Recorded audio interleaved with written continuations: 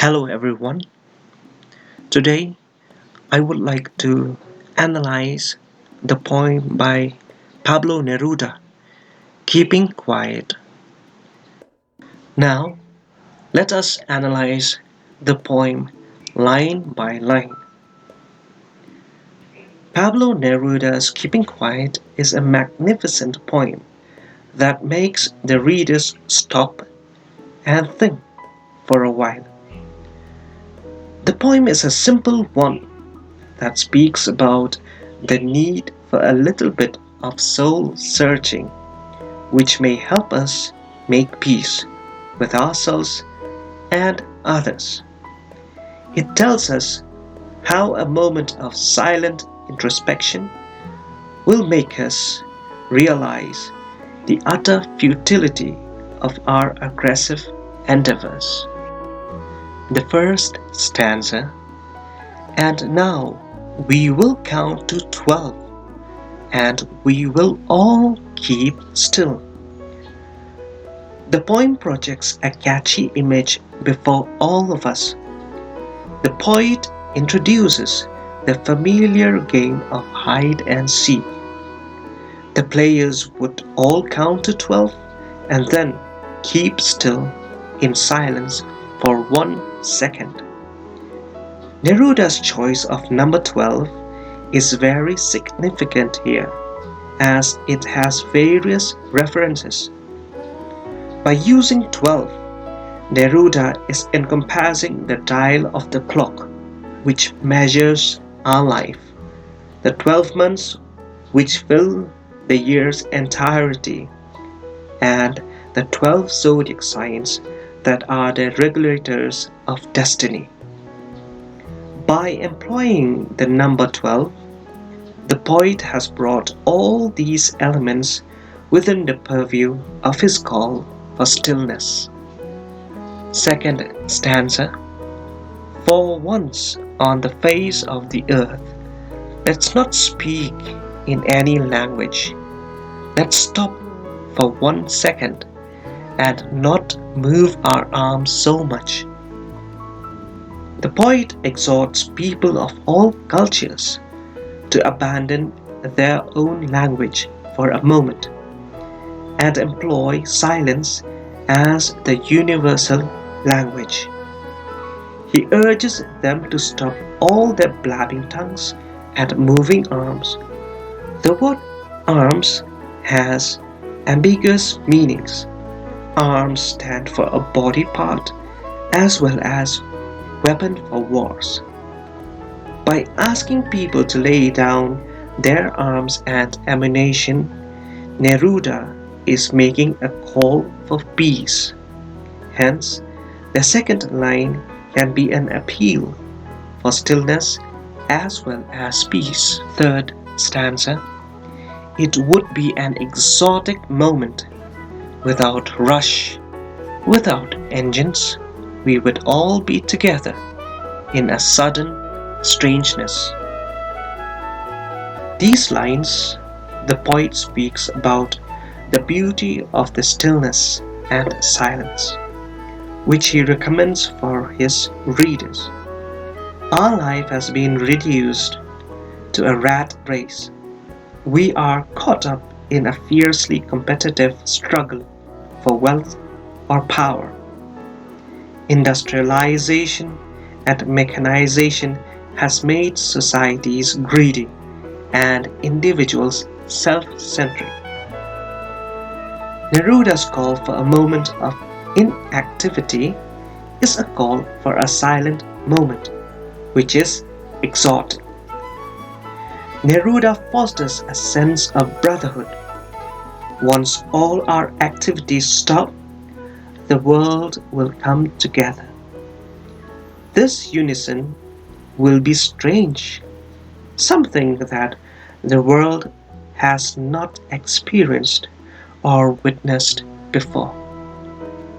Next stanza. Fishermen in the cold sea would not harm whales. Through these two lines, Neruda has attempted to establish a harmony between the tyrants and the oppressed. The fisherman here stands for the exploitative class of people, and the whale stands for the oppressed.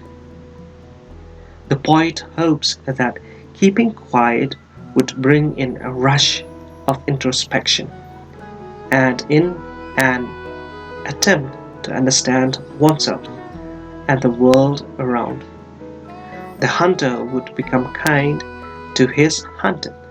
That is, people will stop causing each other hurt.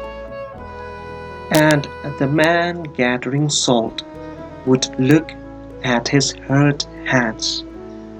When the process of introspection has begun, the salt gatherer, which represents man, will begin to reflect the ups and downs in his life. That momentary silence will give him time to look inwards. He will arrive at a feeling of sense actualization, a better understanding of oneself.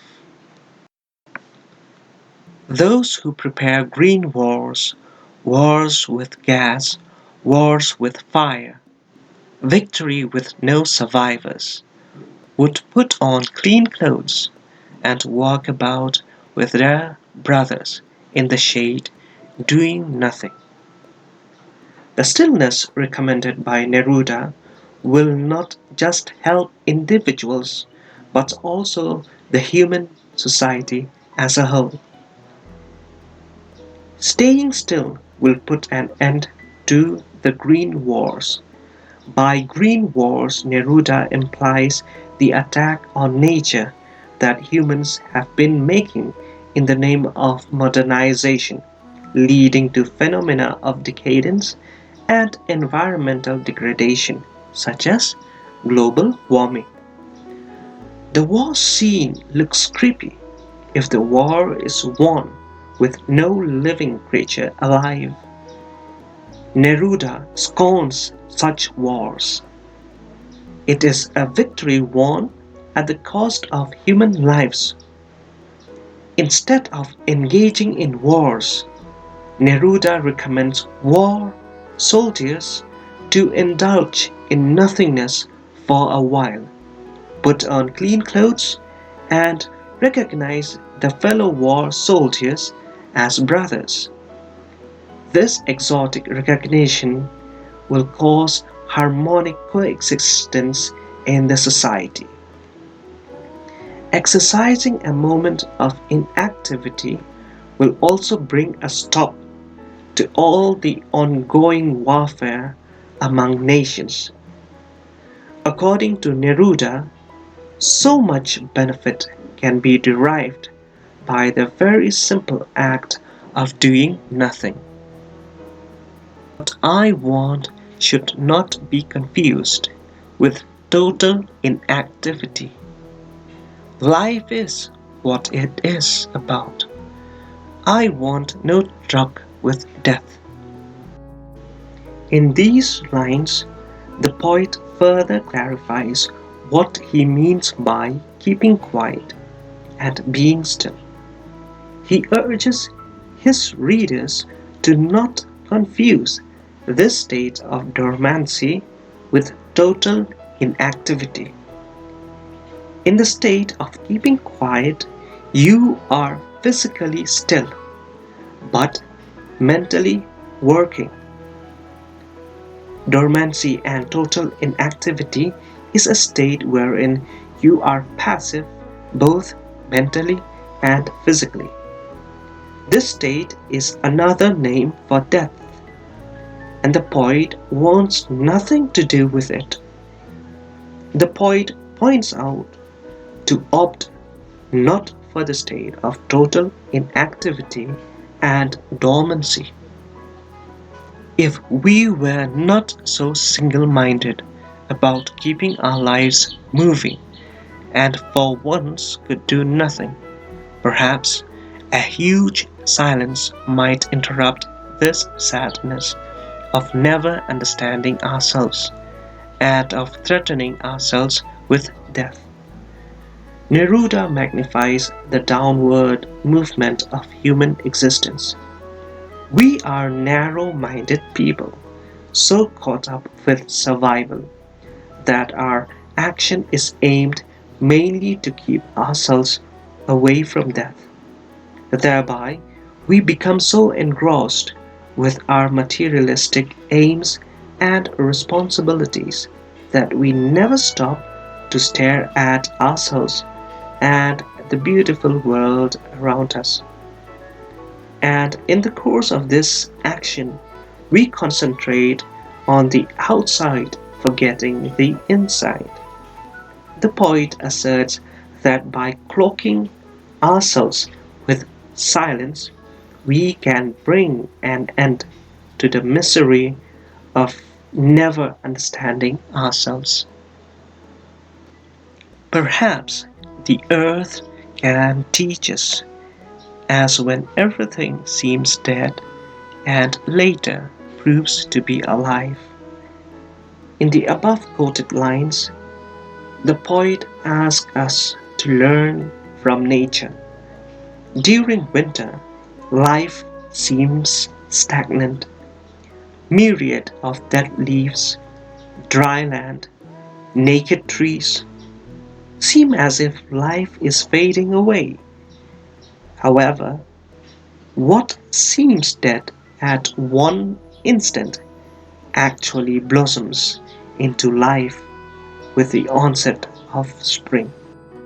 What the poet is implying here is that stillness is always succeeded by a period of rejuvenation.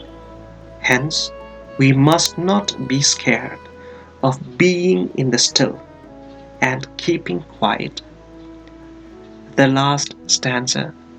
Now, I'll count up to 12, and you keep quiet, and I will go. In the concluding lines, the poet quietly leaves the scene after having given them instructions for the game. He has unloaded meaningful messages onto the minds of the readers. It is upon the readers now to follow his dictum in order to lead a meaningful existence.